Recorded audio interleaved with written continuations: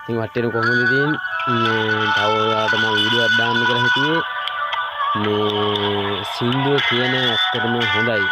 අපේ දැන් අපේ රටේ දිහිලා ඉන්නවා බෞද්ධ ආගමේ පත්නෝරු හාමුදුරුවෝ හිමියන්.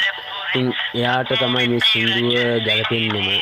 අතන මේ සින්දුව කියපු අයියටත් ඇත්තටම සතුටුයි අයියේ.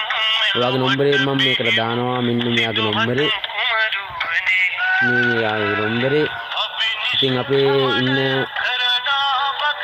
හාමුදුරුවන්ගේ දැනත් තුන හාමුදුරුවන්ගේ මේ ඉන්න හාමුදුරුවෝ ඔයාගේ WhatsApp නම්බරේ එන්න. එහෙනම් ඔක්කොටම බුස්සන්න. ධර්මයේ හරියාකාරව කියන දේවල් පිළිපැද්දොත් අපිට වරදින්නේ නැහැ සමාජයේ. ඉතින් මේ වගේ වීඩියෝ දෙයක් මම කරා. ඉතින් සමාජයට ගම්වල මේ වගේ බණක් කියන්න ඕන.